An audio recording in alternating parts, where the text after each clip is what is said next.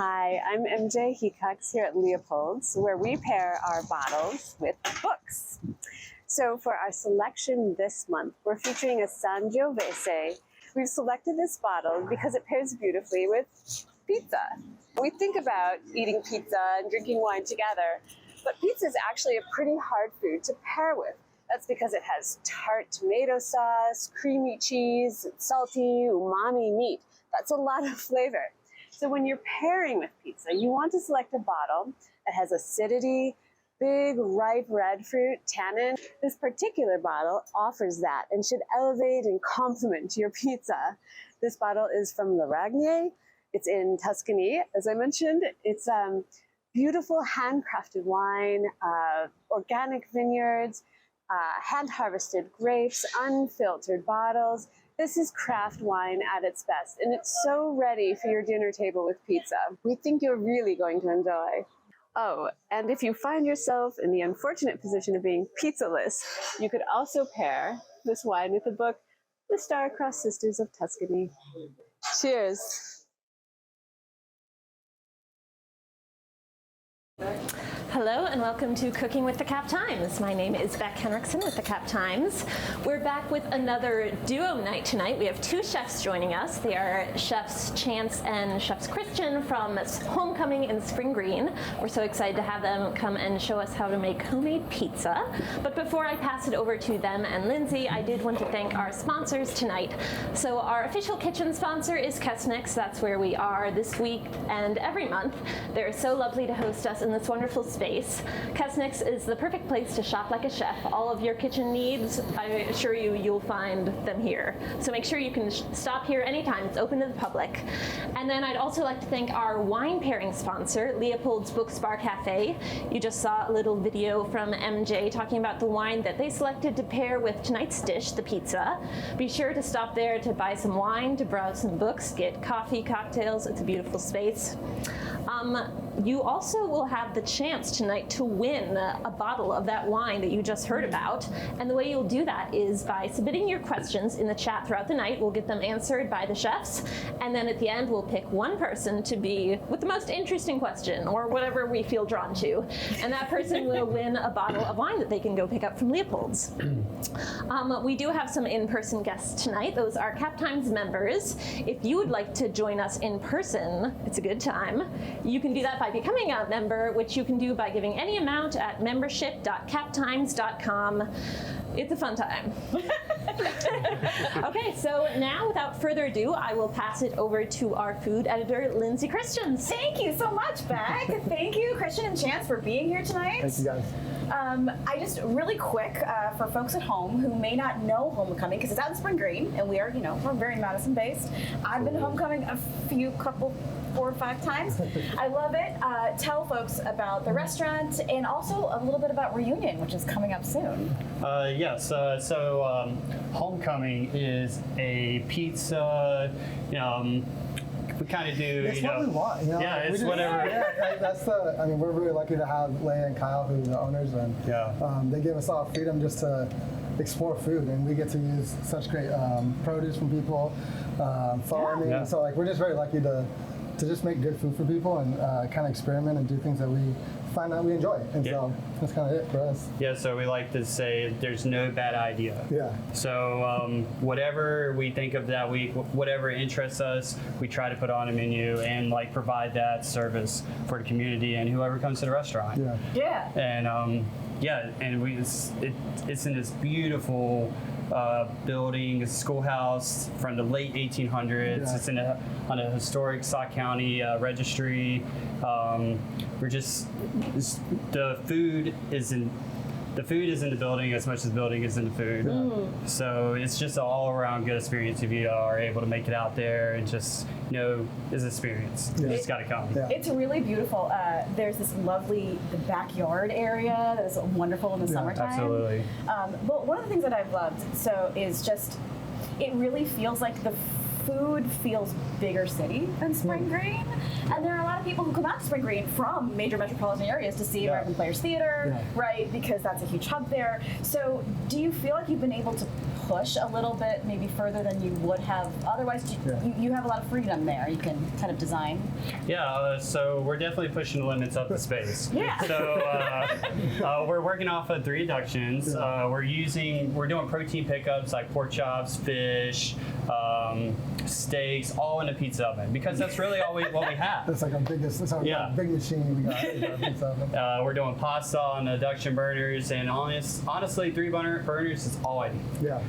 So that allows us to do mussels, pastas. If we want to do a seared veggie dish, we'll do a seared veggie dish.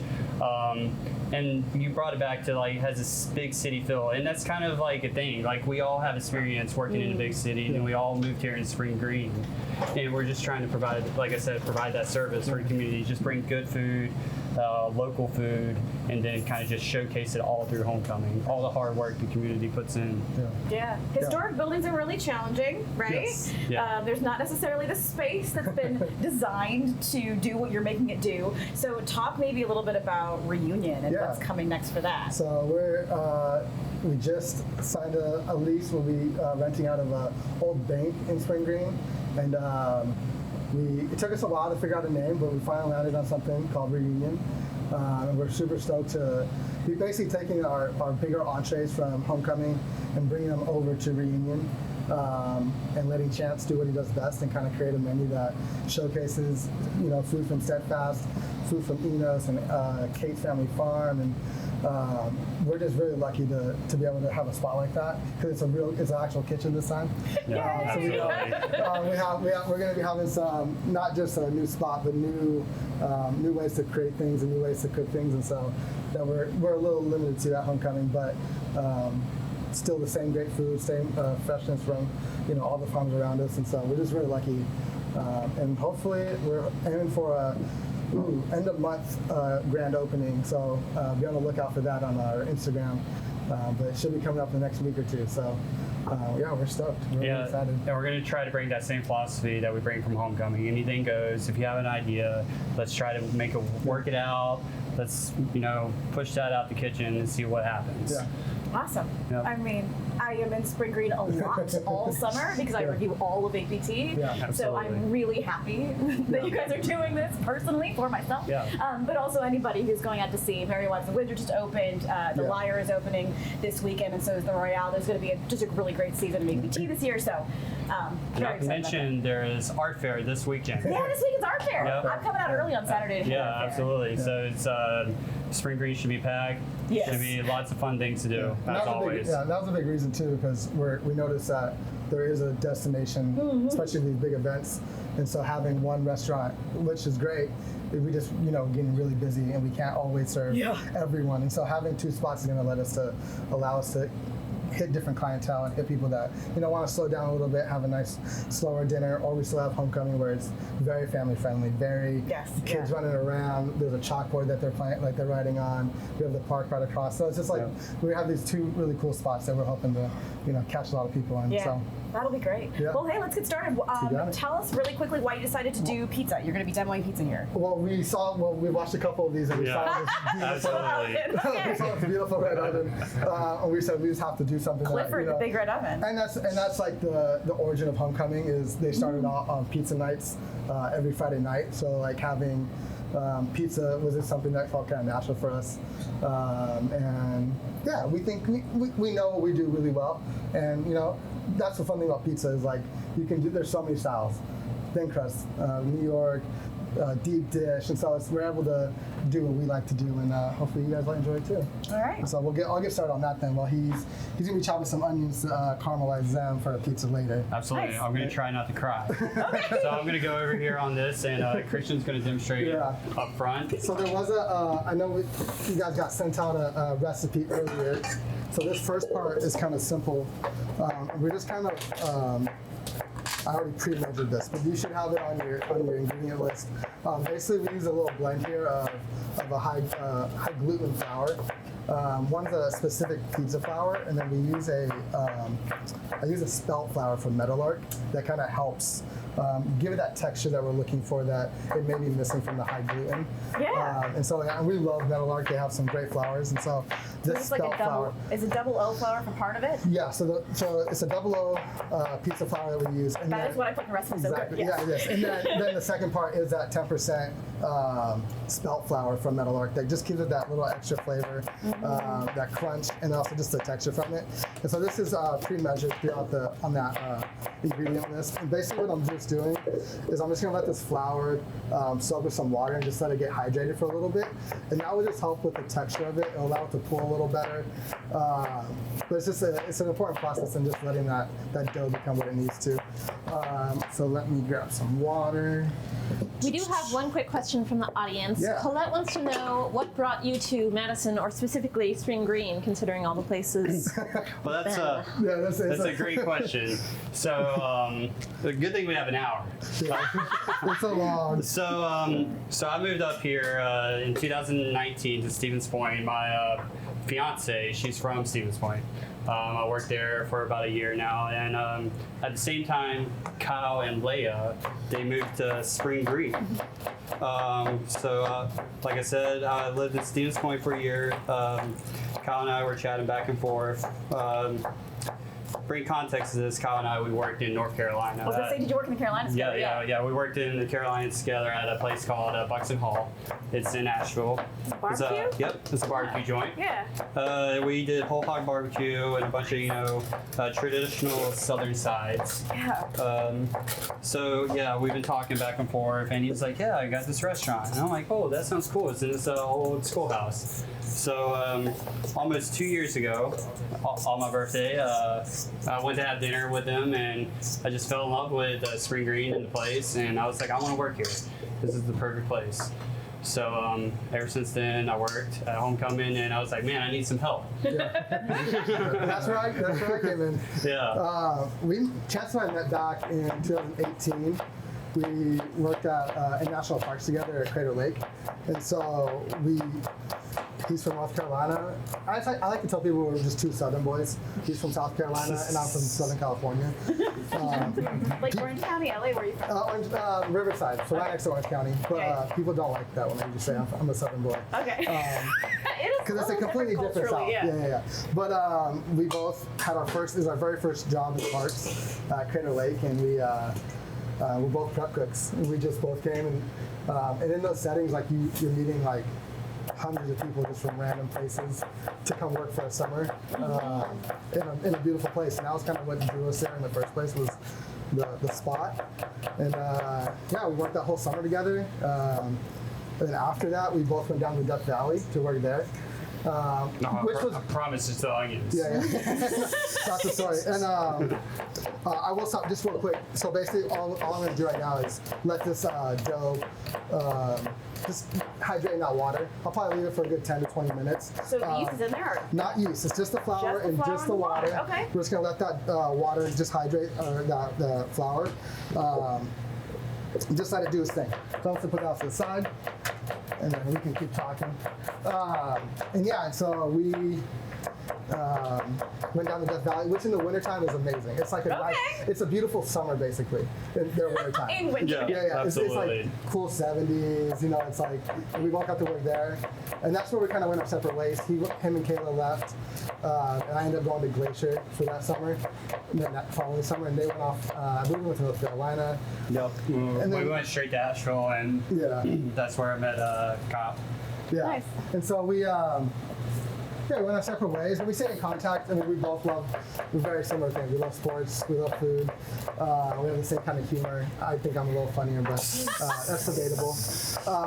And then I was working in Aspen at the time, and he had he hit me up. He was like, hey, this is what's going on. And so moving around is not new for us. It's kind of a normal thing. Every summer, every winter, we're looking for something. And I said, why not? He first asked me in the wintertime, and I was like, I don't know if I've never been out this far east before. Colorado is basically the furthest east I've ever been. And so when he asked me, I was like, I think I'll stay here for the winter in Aspen, but maybe next summer, we'll see. And it just worked out that he asked me again, and yeah, I road tripped out here with my dad, and we got to hit some cool spots. And so far, I've been here now just over a year. It was a year at Mother's Day, so years and friends. Welcome. Yeah, it's been awesome. Great. It's beautiful. Spring Green is awesome. It has so many cool spots and so many cool things to do. And yeah, it's been a real great treat for me. So, and I have great people like Kyle Lay have welcomed me. The whole community has really welcomed me, and it's hard to leave because you create such a cool family and cool people. Yeah. So that's always what I'm looking for. So yeah. Great. So what's next? So next is he's gonna finish up. We're gonna start caramelizing those onions. Okay. And he's gonna get us going on some pesto. Nice. And some Caesar dressing as well. So that's the arugula pistachio pesto? Yep, Yeah? arugula pistachio pesto. Yeah. Hold on, real quick. So the arugula is going to be from Steadfast. We like to get all our veg from Steadfast as much as we can whenever it's available. The farm in the Driftless? Yeah, so it's a farm out of Lone Rock. It's in the Driftless region. They do all organic. They do a bunch of varieties, a bunch of fun things. We just really love the product from there, and we just think about their veggies is in our style. It's like we like to keep things very simple and very approachable because they're just growing beautiful product there. So we just kind of want to showcase that. Here's the onions. Yeah, they make our job really easy, to be honest. Yes, All the farms do. absolutely.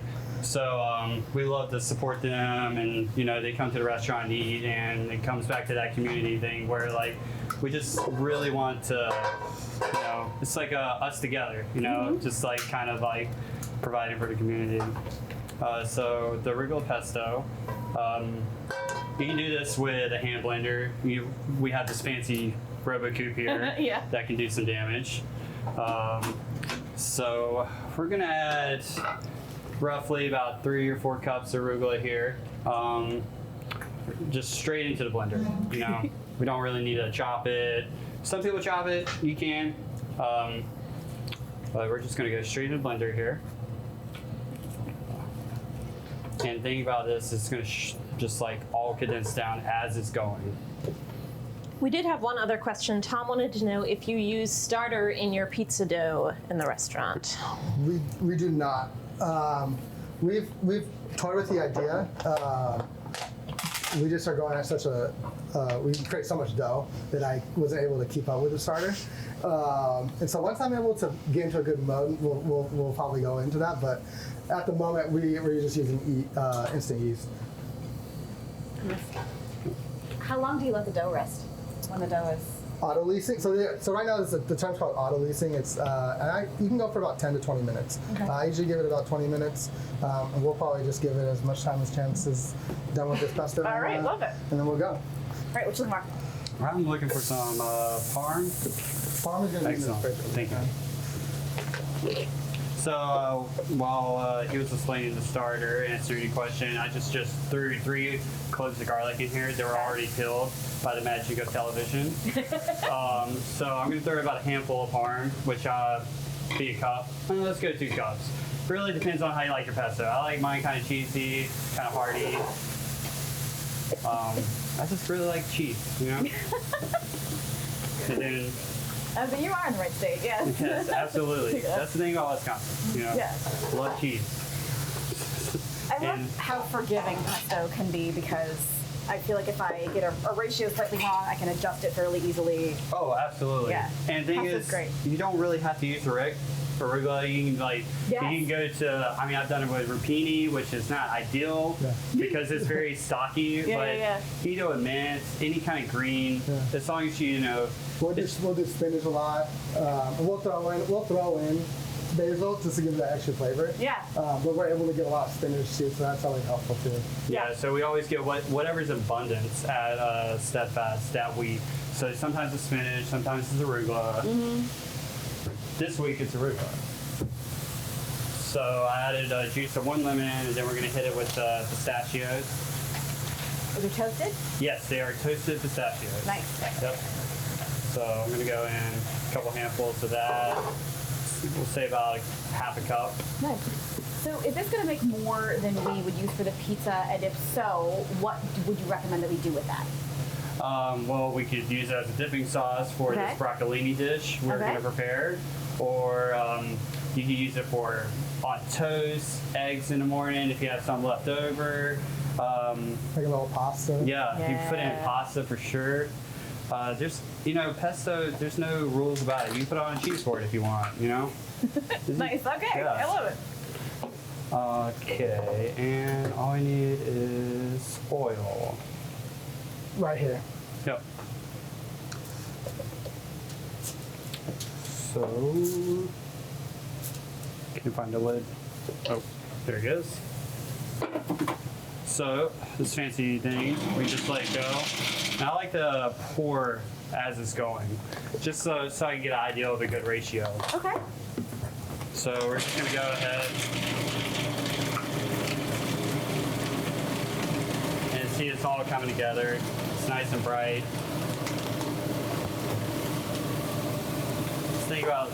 Good thing about RoboCubes, it just does all the work for you.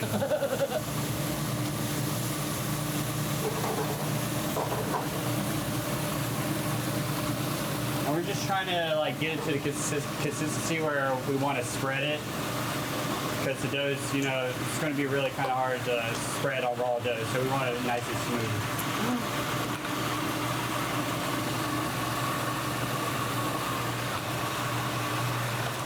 So I kind of like the consistency of that. It's looking nice, vibrant.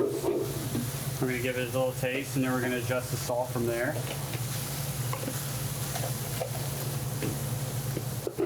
Oh, thank you. So I don't like salting right up front with anything because, I would rather, just adjust it as it goes. But, that just tasting really good as by itself, to be honest. So we're just going to add a little salt. We brought some over here. And this is just regular kosher salt. You can use whatever around the house. It doesn't have to be kosher. It could be iodine. It could be Morton. I love this because last month our chefs were very split about having mineral salt, Yeah. it was just it was really Absolutely. I find it delightful. Everybody's Yeah. very specific about their salt.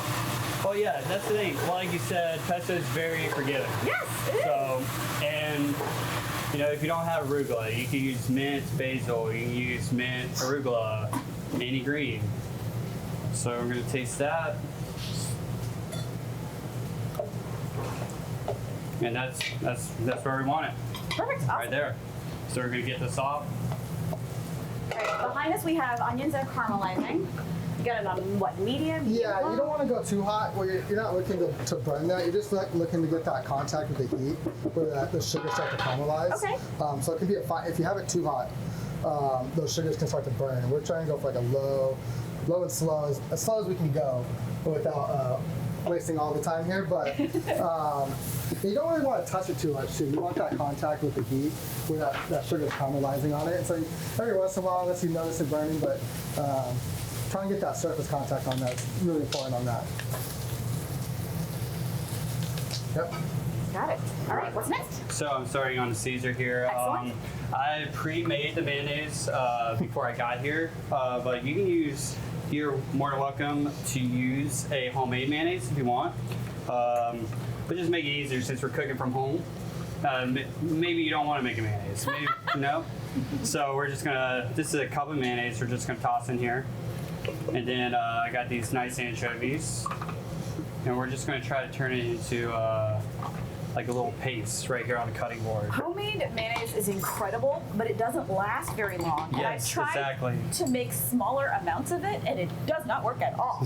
You have to have a minimum amount of mayonnaise to make mayonnaise, and I'm always just sort of how am I going to eat this much? I mean, the two of us in a couple of days. You just gotta become a sandwich person, or just- Really aggressive with mayonnaise. Yeah. It's a mayo sandwich. Yeah. It's tomato season. It is, So yeah. you can do a tomato mayonnaise sandwich. If you go ahead and you think, oh, this is way too much mayonnaise. Tomato mayonnaise sandwich, classic Southern thing. Thank me later. A little bit of cheddar on there, Yeah. sometimes chives.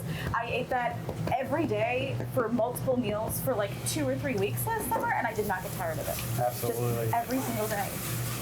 I became a tomato. That's what normally happens Yeah. to all of us Yes, usually. just become a tomato.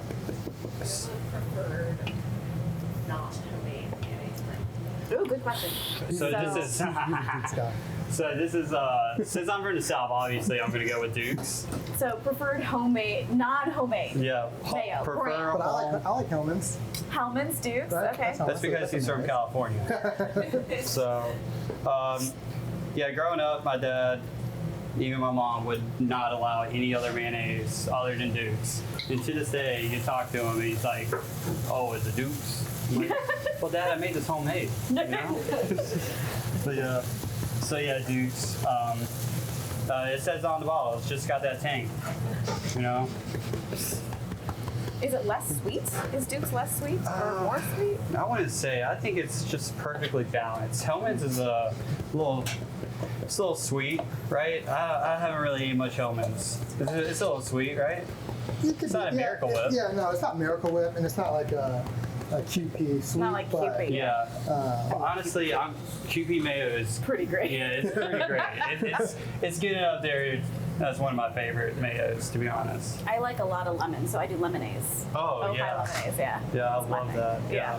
It's excellent. So I just mashed all the anchovies into a paste right here on the cutting board.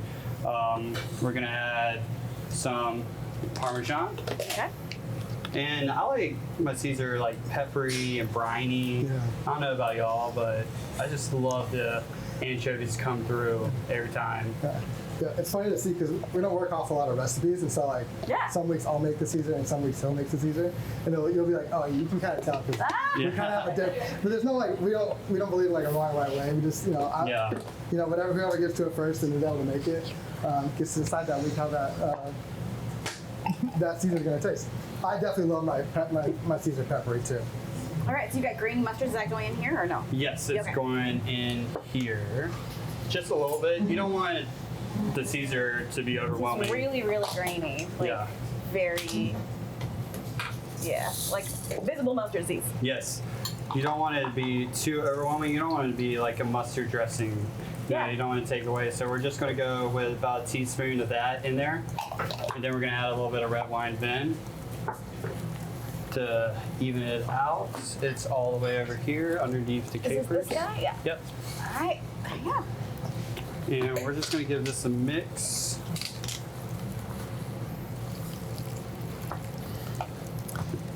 And I kind of do it by consistency. I kind of like mine a little loose, but not like too thick, if that makes any sense. Yeah. No, it really does. So I'm going to add a generously amount of black pepper in there. And this is a coarse black pepper. I'm just going to give this a little stir. Christian, what are you working on here? Over here. So over there I got our sausage for one of our pizzas today. Okay. We get our pork from Enos. Okay. Farm. Aaron and Jeremy are great people. We love them. We play soccer with them on Tuesdays. Yep. They're fun. But so in there I got some fennel, a little bit of red pepper flake, and then also some oregano. Nice. Okay. We really go a little bit heavier on the fennel at most of things. But that's just kind of what we found out that we like on that. So Nice. I do not think I gave you any kind of a recipe for sausage, so feel free to buy your pork yeah, sausage. and you can see. I mean, that's the beautiful thing too. Like you can season that. Like you can go salt, pepper. You know, Yeah, you can so do yeah. but like we go for we throw a little season. Like I like sometimes I like a little spicy, so we'll add a little bit more pepper flakes to that. But that's the beautiful thing I think we talked about earlier was like you can go wherever you like. You can add this, you can add that. That's the beautiful thing about it. So. Oh yeah. That's great. Yes. Very peppery. Yes, very peppery, very briny. That's what you want out of the season. Nice. Would you like to give it a try? No, good. Okay. I will in a bit, but I'm good for now. Excellent. I feel like there's like a limited number of spoons that I conserve. Absolutely. So we're gonna just set that aside. Yeah. And Yeah, I guess we can go with the dough now. We can. Let's do it. Do you want to watch that guy? yeah, absolutely. Yeah. So we've let this sit. I want to say it's been 20 minutes. It's been about that. Auto-lysing. Auto-lyse. Auto-lyse. I don't, you know what, you could be saying it right, I could be saying it right. I truly don't know. I don't either. If you guys don't know, I get there somewhere. Honestly, what would happen was, during the winter times when it gets freezing outside, we stopped doing pizzas because the pizza oven's outside. So it's just like it's too much snow, it's just too cold to have it open. And so during those winter months, we do like to do like themed months. Yeah, I saw this. Yeah. So, but like during that time, I kind of like reworked our pizza dough recipe. Oh. And I just happened to find one, you know, like kind of like what you guys are doing today is like watching someone on a TV screen tell you about food. Like I did the same thing with YouTube. I found this one guy who I liked what he was doing and kind of adjusted it to our place. But that's what he was showing me, and so like I really enjoyed that process. So basically now what I'm gonna be doing is just adding our salt, yeast, and sugar to the dough. And that's all of that right there. That's all of that right there. Okay. And then. And it's instant yeast? I'm using, so in the restaurant we do use an active dry yeast, which, which I do have to temp with water first to get activated. But in this case, for the home viewers, I did switch to a instant yeast, which is the same process. It just doesn't need that activation with the water. Yeah, with that water.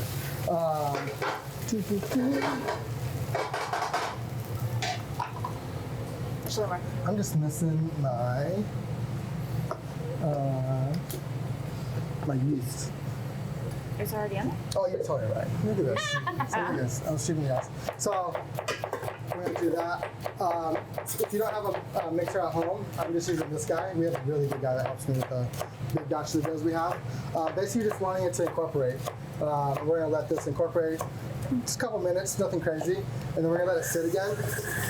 We're just letting that sugar and that yeast and that salt get back into the dough. And then we're gonna let that rest again. Let it proof, let it know do what it does. And then we'll be able to stretch that, fold it, and make some pizzas. Nice. So.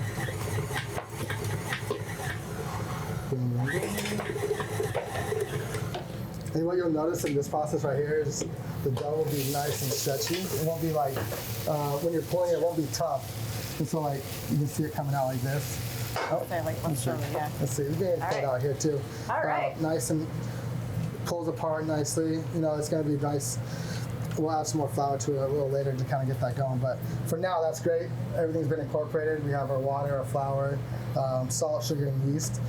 So basically now, in the process, I would let this sit until we're ready to use it. How long is that usually? So I usually make our doughs on Thursdays, and then Friday, Saturday comes along, we're using those. I even go all the way until Monday. But even like a good 4 to 7 days, you can use that dough up to.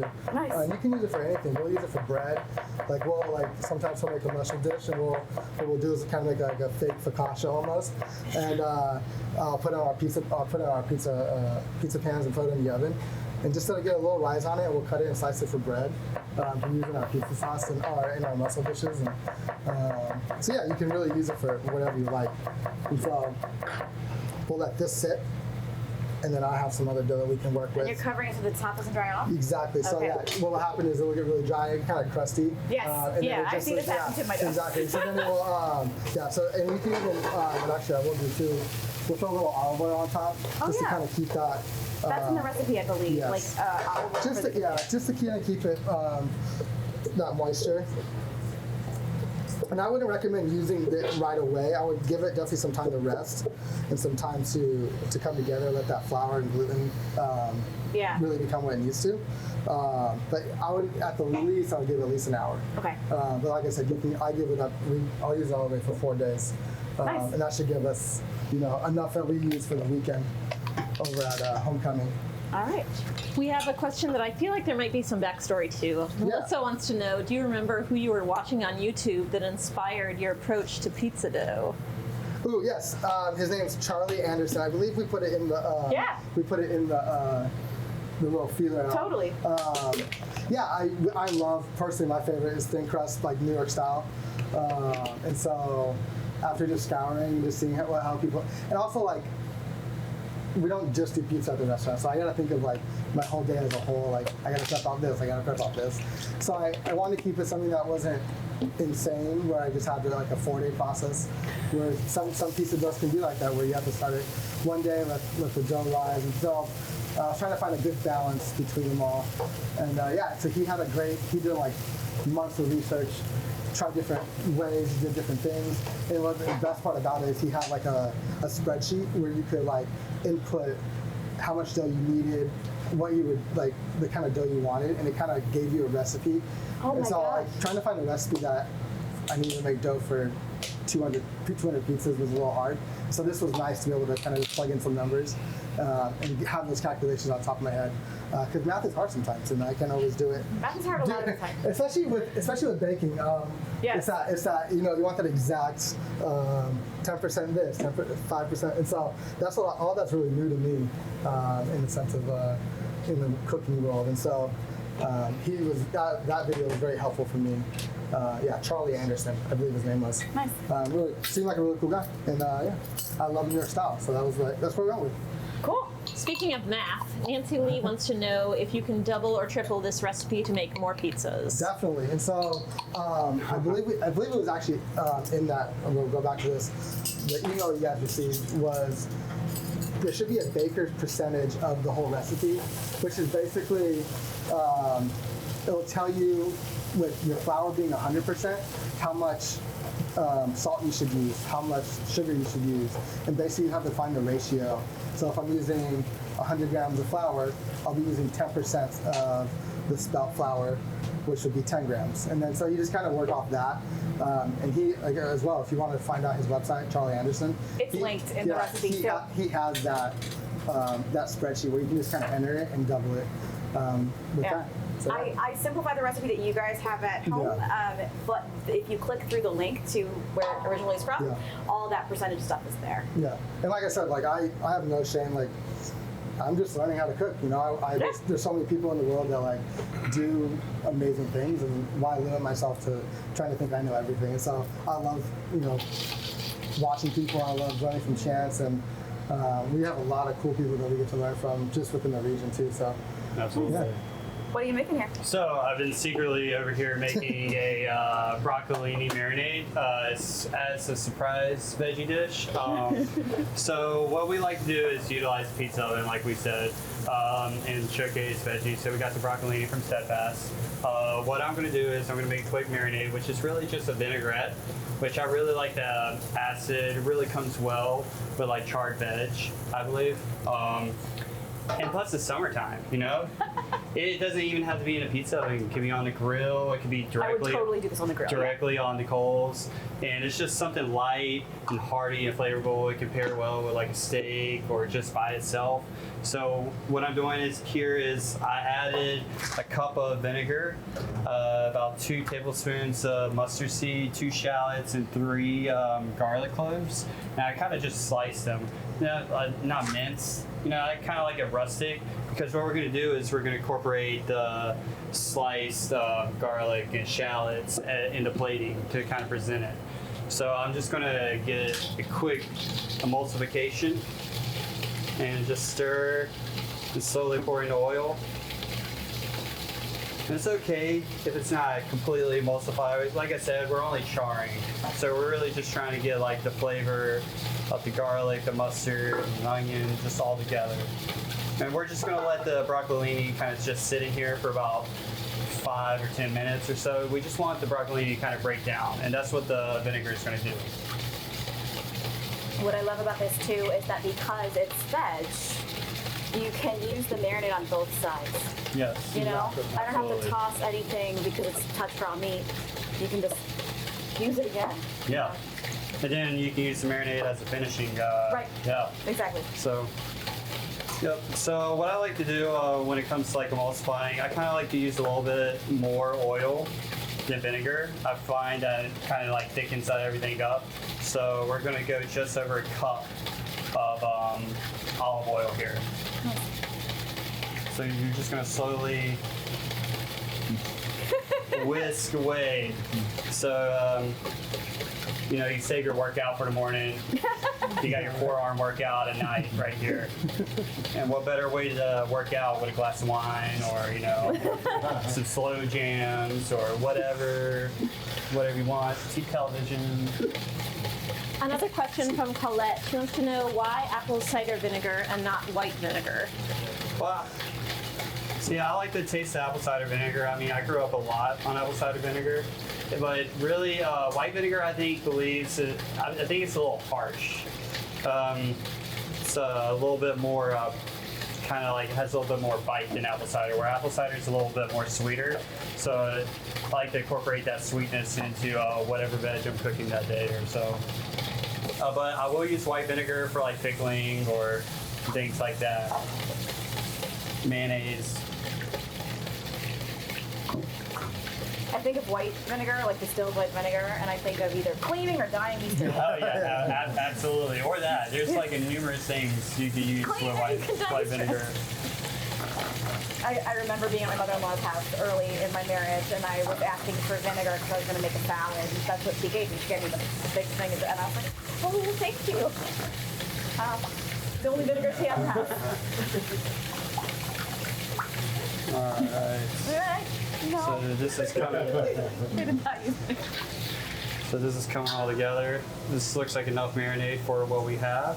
As I see how thinly sliced the shallots and the garlic are, I am reminded of how much sharper y'all's tools are, like Yes, all the time. absolutely. And I try to be good about, you know, sharpening and honing my knives, but I'm never this good. Like, and I was just like, well, mandolin, like, just do it on the mandolin. You know, every now and then we're reminded as well. Oh, yeah. Yeah. It's a labor of love. Like, Chance loves, you know, the process of it. You know, like the sitting down and getting everything out, and, like sharpening things. Like it's like a little cool activity that he loves. It's not necessarily something I always love to do. No. But Me I either. haven't found a good, quick way to do it yet. You know? Oh, yeah, So yeah. that's the issue. Like, My husband will sharpen our knives like periodically while watching like back episodes of Sopranos or There you something. go. And just like sitting there, sharpening a knife. Like I'm not concerned. Coincidentally, I used sharpened knives every time I had a fight with my significant other. So it made it seem like I'm. Yeah. That's not I'm just kidding. I'm just kidding. Carol would like to know if there are other vegetables that you marinate in that sauce you're using for the broccolini. I love that question. I was gonna ask that too. Yes. So we do carrots this way, or anything hearty. We did rapini. Yeah. We did Kel Rob, which is has a very tight window. So if you can get your hands on some Kel Rob, please, it's really great. Anything hearty, I believe, so we can just break it down easily. Pretty good. I don't know, bok choy that we get. Oh yeah, the bok choy. I just got curly kale from my CSA, which I probably would not have purchased because I like the lacinato dinosaur kind of kale more by a lot. Yeah. But I have curly kale and I have to eat it because that's the rules of CSA. So I might do this to make it more exciting to me. Oh yeah. And Also, it's summer and I'm usually like, kale, it's like a winter veg. the thing is, you don't have to use, like I said, you don't have to use apple cider vinegar. You can even use lemon juice if you want it bright. And that's what we're going to do with this. We're going to finish this with lemon zest to Nice. kind of like bring that color in and have that bright lemon. It is very splashy, which is why I'm moving over here. Yes, absolutely. Very splashy. I'm done splashing. Okay. So we're going to let this sit for a few minutes, and then we're going to put it, we're going to get this. I got the cast iron. So basically, what we just do is we'll throw the cast iron just kind of like in the front of the oven, not too hot, just to start to get it that heat. So we throw it in, it gets the kind of a nice little char on it on the bottom.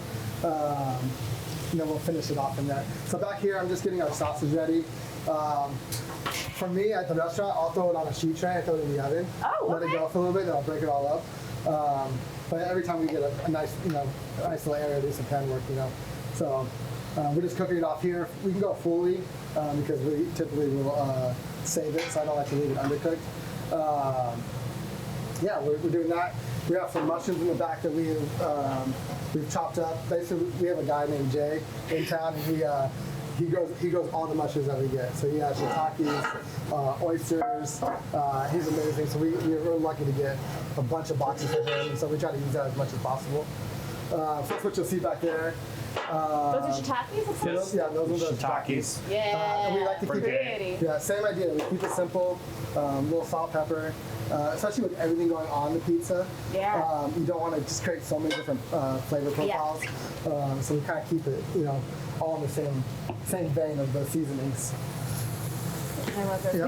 We get a lot of mushrooms from Vitruvian. I tested in my first book, Madison Chefs. There's a recipe for the Italian sausage at Grandpa's Pizzeria, and I tested all those recipes at home to make sure that they all worked. And that was one that I had to sort of like work with and tweak a little bit because you can't, when you're making a recipe for an Italian sausage like this, you can't taste it until it's cooked. Exactly. And then you're going to figure out what you need to fix. So I started doing smaller batches as I was testing it more, just to figure out, okay, how do I want to adjust the spices? And what I'll do is like if I'm, especially when we're doing like big bulk stuff, like we'll do meatballs sometimes. Yeah. It's like how do I know these meatballs taste good? Yes. So I'll usually like make a tester. We'll fry it up. We'll try it. We'll adjust it there. But sometimes it's too much sauce. I'll add more meat. Yes. So it's like you said, that balance of trying to figure Figuring it out. how to test it when you're making your own sausage is like a whole thing. Exactly. But I think we're. That's really hot. So we like to do everything in a pizza oven, obviously. So really, I think it's important, especially mushrooms, that the pan is hot, and then you put your oil in, because you don't want the oil to burn before the pan gets too hot. I have also found that putting oil in after the pan is hot means I need less oil. Exactly. Because it spreads faster. Yeah, absolutely. It's just a little bit nicer for... So we got this hot pan here. It's been sitting in a pizza oven, and we're just gonna throw mushrooms in there. It shouldn't take long because this guy is up at This thing's awesome. Yeah, it's really hot. So we're just gonna slide these in here. I got you. I think at home we've got to do in like 550 or something. Yeah. I've heard of people who are trying to make pizza at home, like disabling the thing, just putting it on like self-cleaning and disabling the thing that locks it. I don't recommend that necessarily. I've just heard of it. None of us are saying to do that here. I smoked out a lot of apartments cooking pizza. I have a pizza oven. I had a tiny apartment, and I had a tiny oven. And it was gas powered, and I had a pizza oven in there. Well, I had a pizza stone. Yes. So now, which automatically turns into a pizza oven. But I would just smoke out the apartment. It's a tiny building, and everybody would come out. And it's just this whole ordeal every time I seared a steak or made pizza or whatever. So if you can crank it up to 500, that'd be great. I think we're ready to make some pizzas. All right, let's do it. So luckily, I did bring some doughs, so we have going. TV magic. TV magic. We love TV magic. So basically, what happened between the last time I was doing this and this time is I let that dough sit, and then we have people come in right before the shift, and they'll weigh them out. We found that for us, we do about a 12-inch pizza. It weighs about 8.5 ounces. And that's what we found works best for us. And so these guys have been weighed out 8.5 ounces, and we should be able to get a good 12-inch pizza, nice and thick right about there. And we have some great, working in a small community, trying to find people to work is never the easiest thing. Yeah. And so we have some great high schoolers that come in, and they're like pizza wizards at this point. They've been doing it longer than me. Yeah, absolutely. They've been working there longer than I have. So it's been like a tradition for them, like all these high school kids come in and make pizza. And so they're professionals, like Aubrey, Kyle, all these girls and guys that come in. They can make a pizza faster and better than me, any day than me. And so it's been fun to work with them and show them and do stuff with them because they're great. But Champs is our pizza guy. He's the I'm gonna say I'm the pizza guy. We just bragged about all the high schoolers. That's true. But he is our resident pizza. At least he's the best at hand tossing a pizza. We do have a nice little shooter that we use. So it helps us get it to a nice thinness where we can roll it out a little better. But from start to finish, he's definitely a little better than me at least too. Chance, where'd you learn the hand toss? So Where did you learn to hand toss? Is the question. yeah, so From his boss. Back in high school, I was lucky enough to work at a young age at a place called Domino's. This is not a plug. It's not a plug. It's not a plug. So I worked there for about 4 years, and I learned how to hand toss pizza there. And then from there, I went to another place that was in Myrtle Beach, and I continued to make pizza for about 4 more years after high school, after I got back from college. So I got quite a few experience, but I will say our dough's a little trickier than most doughs. Why? I'm not sure. I think it's because it's homemade. Is it the spell? Is it the spell? Probably the spell. It's definitely not spelled. Yeah, it's Yeah. the spell. The spell is throwing It's something. very high on, very high, very strong. So sometimes I can't get a good toss on it, but you know that's all right. We're not here to, you know, have fun or anything. This is the hardest thing. Whenever I'm making pizza at home, I can't get it to be stretchy.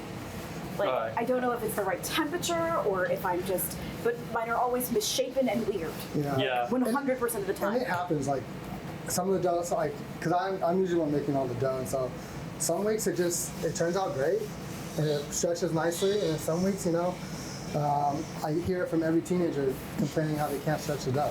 And so, From all of them. yeah, Like I'm so- having trouble right now. Stretching the dough. Oh no! Oh, my bad.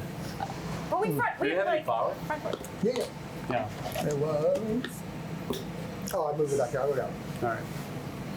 So typically we use flour, not semolina. semolina Yeah. here? Yeah. So we use the semolina to go off the pill, so that's why I'm struggling Shake, a little shake, bit shake. more. Yep. We say shake it before you bake it because you don't want a pizza mess all over your oven. So yeah, if you don't put semolina down before you slide it off, it'll stick to the oven. Then you got pizza toppings everywhere. It's a whole ordeal. I appreciate it.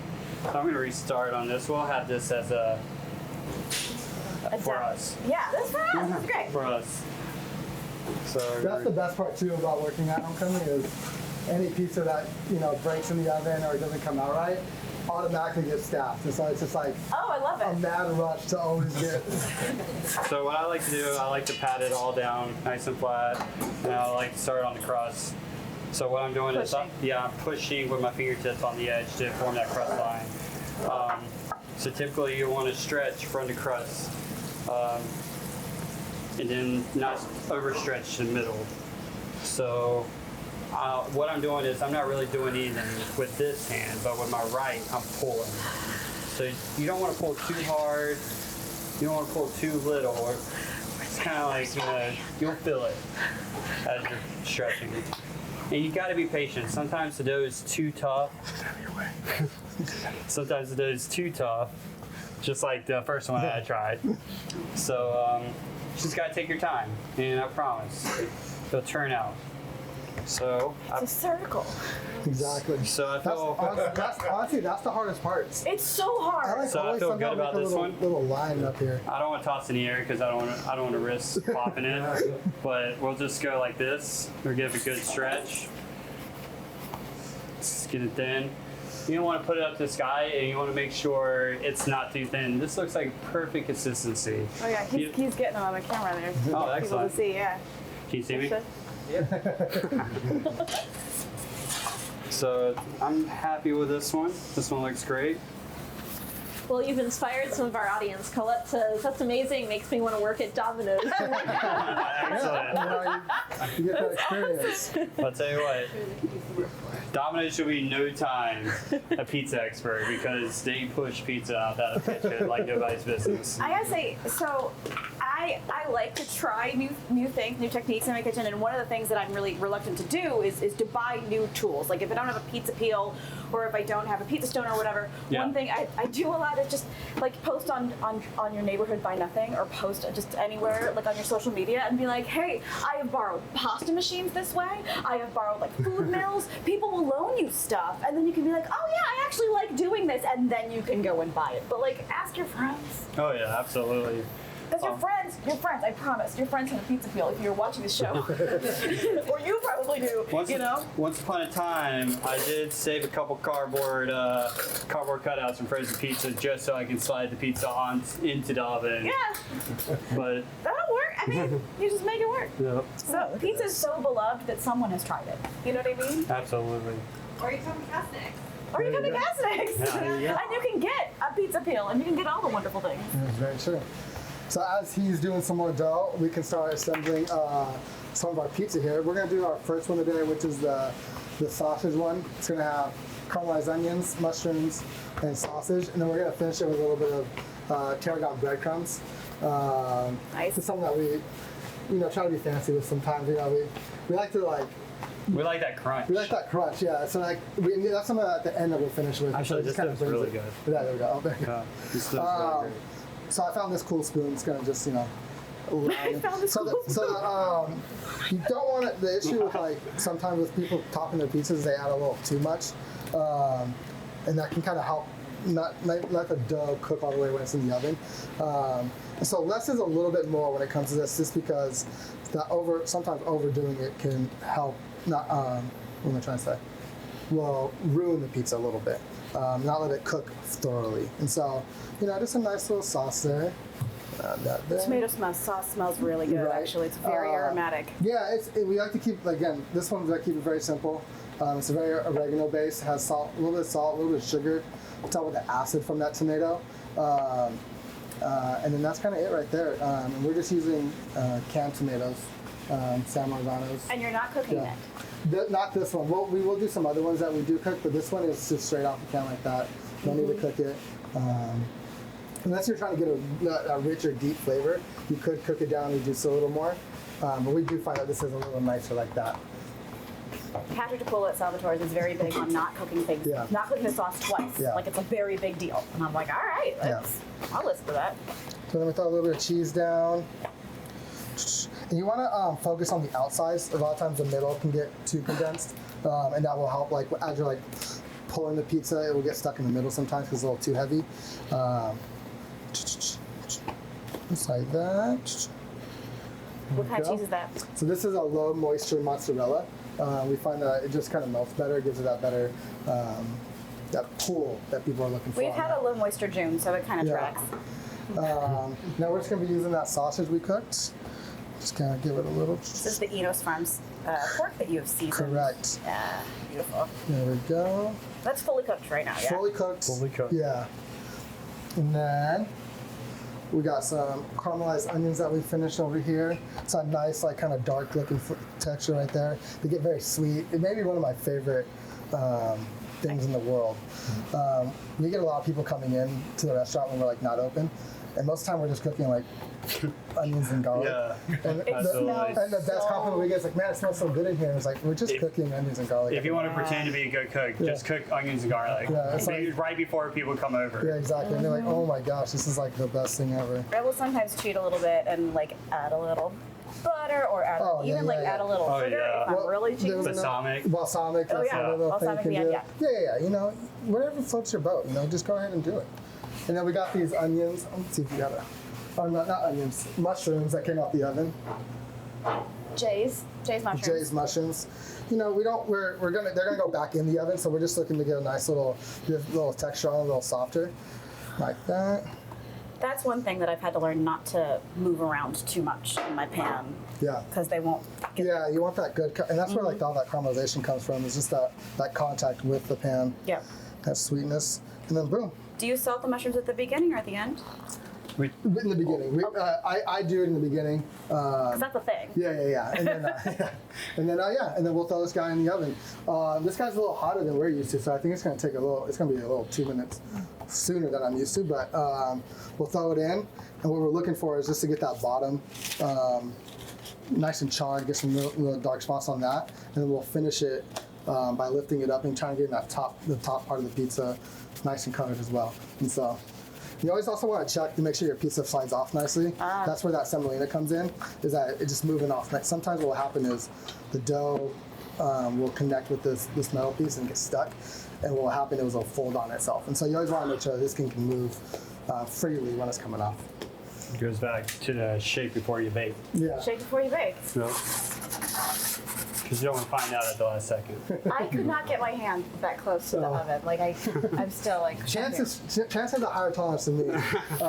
Don't prove that. But I'm working my way there. But he definitely has the higher. Nerve endings are good. Yes, I agree. We're pro nerve endings. I think years of pizza probably ruined my nerve endings. So, you might want to move some. Oh, that's nice. It's looking great in there. Actually, it's a good zone we have though. Let's see. Not your turn yet. I know, right? All right. Once they're like this, how long can they hang out?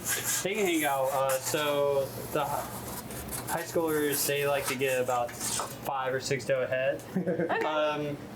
I wouldn't say hang out for an hour, but after like probably 10 or 15 minutes, they become crusty. So obviously we're gonna fire these here pretty shortly. So I'm just like trying to get ahead of time. But yeah, I wouldn't go any longer than about 10 or 15 minutes because it'll start to crust up. But Yeah, it is hot over here. It is really hot. You're right. It's like a good sauna almost. How hot is Clifford's the Big Red Oven? Do we know? Clifford currently is rocking about 865. 865 this oven. So at home it will take longer than this. yes, yeah? absolutely. You get up to 500, it'll probably take about 10 minutes or so. Yeah, Clifford will have this baby cooked in like 60 seconds. It's done. It's basically done already at this point. Yeah, we don't mess around. No, not at all. So yeah, Oh, Wow. that's that first guy. And we're looking for some good color underneath. So like that nice, there's like charge spots down there is always what you're looking for. And I'll probably even see how the top nice, get nice and brown too is what we're looking for on that too. So there we go. There's that first one. Ooh. All right, and that gets topped with a little tarragon crunchies. Yep. That's gonna be right over here. See, like I might get hot too. Tarragon. Here we go.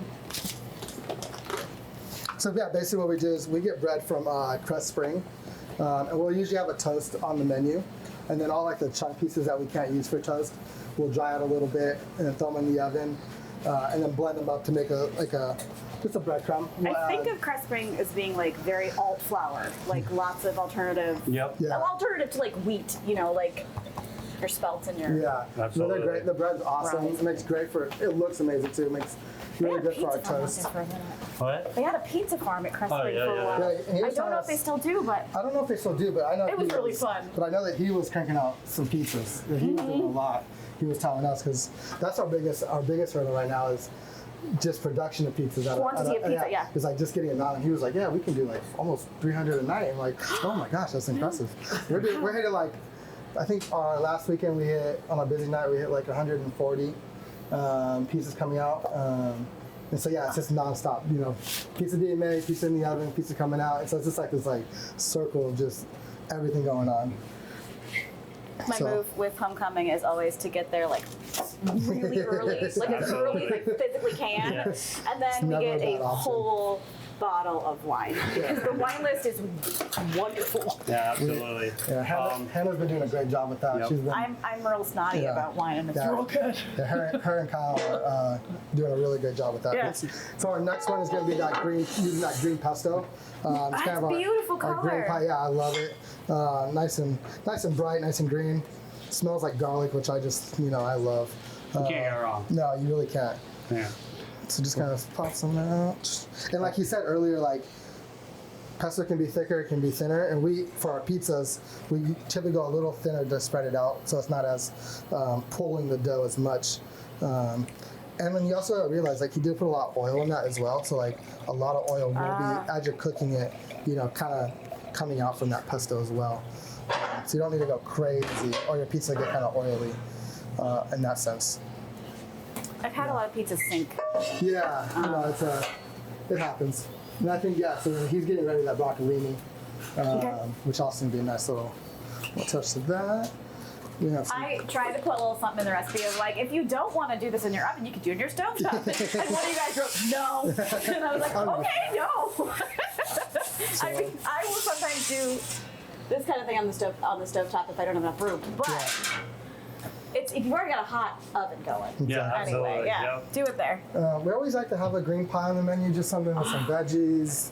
Really pretty. We love, one of my personal favorite toppings is pepperoncinis. I just love I don't know what it is about it, but they're the best on sandwiches, the best on pizzas. And we've just been on a real kick too with putting salads on pizzas. It's not a new thing whatsoever. People have been doing it forever, but Yeah, absolutely. it's kind of like a staff thing. Like at the end of the night, like when people are going home, they can take home a pizza, and so a lot of times people will build a salad and put it right on top of theirs. So like, why are we not doing that for like for a specialty pizza? Yeah. So that's where that's kind of came from. We just love Caesar, and we Yep. think it just pairs really well with this green pie. And these are just caramel olives that we've just kind of rough chopped, bring that saltiness. Boom, boom, boom. All of my favorite pizzas are salad pizzas. Yeah, right. That's it. All my faves. And then we do got some great sopressata from Underground Roots, which 7 seeds, right? That's correct if I'm not mistaken. Yes. That's 7 seeds out in are they spring green still too as well? Yep. Spring green. The Dolans. They're great people. He was in our fantasy football league, and he was really good. He beat us. I was gonna say, who won? Pretty well. Who won though? His friend that he invited won. Oh, of course. And yeah, but it was fun. But yeah, so this. Ooh. Sorry. No, you're good.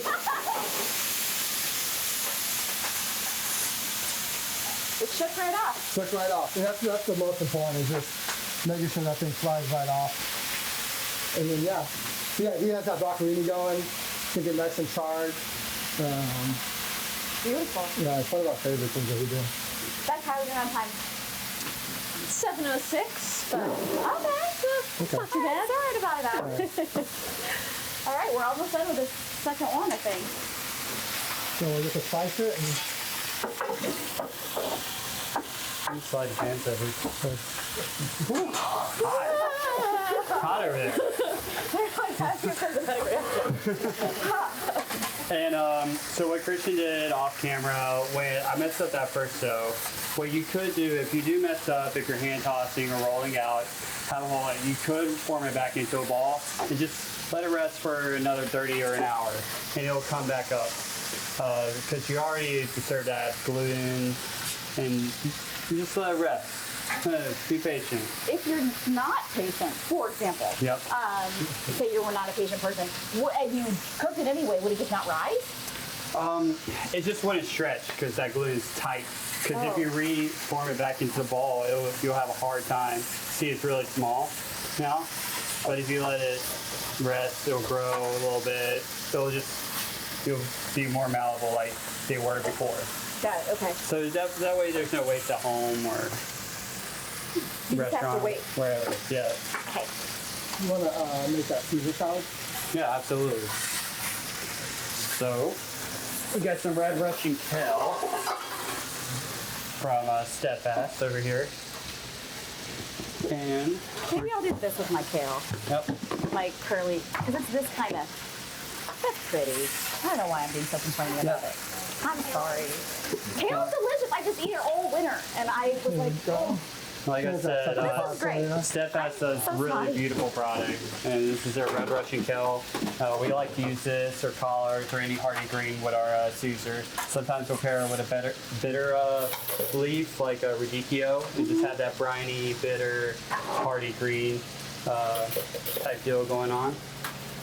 So I'm gonna add a generous amount of Caesar. I don't know about y'all, but I really like my Caesar, properly dressed. And we're gonna give it a toss as is. I think gloves. Yeah, gloves would be great. Oh, I got you, dog. Oh, you got it? appreciate it. Oh, black gloves. Very nice. Just gonna give it a good toss. And as he gets done with that pizza, I'm just gonna toss it right on top. Oh. Should we cut the pizza before I top it? Yeah, I can do Oh, that. yeah. I can do that. And since it's kale, you want to give a nice, good massage, kind of break it down a little bit. Oh, that's a cool tool. Yes, having a pizza knife is very convenient. Oh my goodness. And it's a very sharp pizza knife, which is also very nice.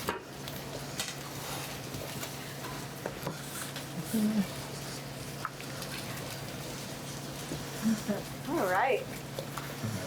There you go. There's that happened? first All right. one. There you go. So what we're gonna do, just throw it right on top. Just like that. And the proper way to eat it, what I like to do, I like to take the approach.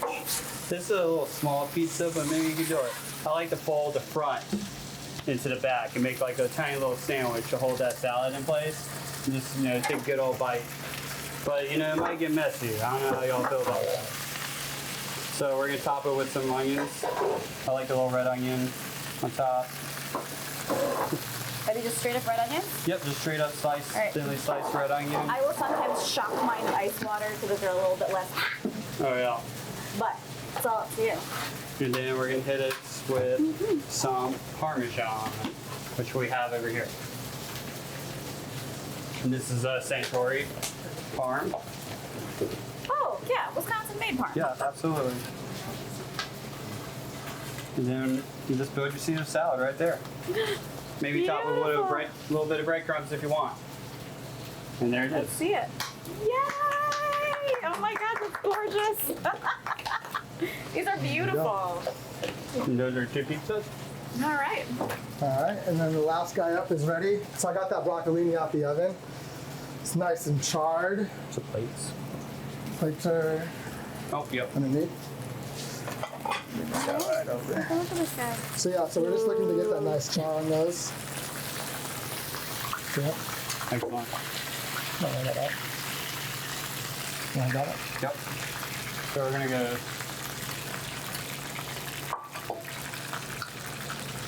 How you work those? Good idea. So we're gonna go straight on the plate, right out the oven. It's nice and charred. Just got that.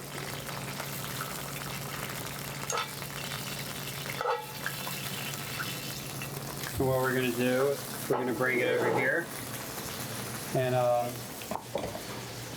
like a lot of herbs, especially fresh parsley when cooking. And we're gonna toss it, we're just gonna throw some tarragon parsley on top with some pea shoots. And we're gonna take some of this dressing as well. Forgot about the dressing. We're gonna take some of this spoon. That's what I was saying, there's a limited number of spoons. There we go. We're just gonna toss some of that vinaigrette, making sure you're getting some of the onions on that. Some garlic, some of those mustard seeds that were in there.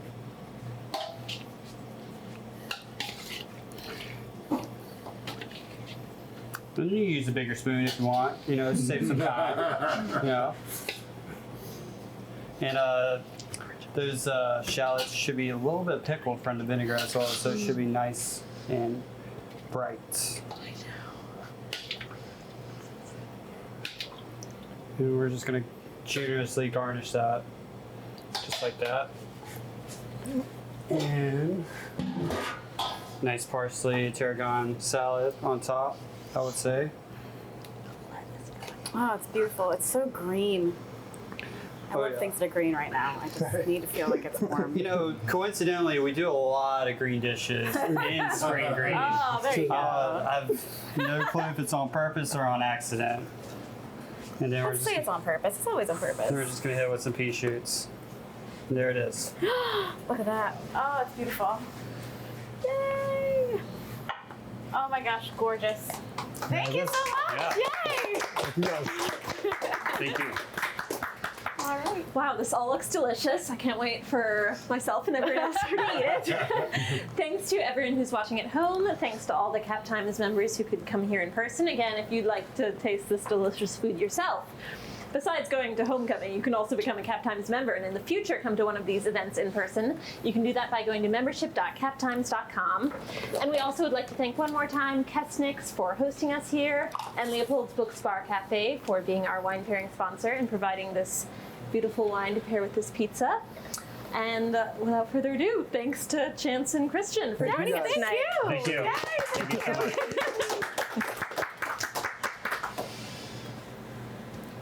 And we're out. Wine bottle. No winner tonight of the wine. Oh, winner's wine. I'll email him.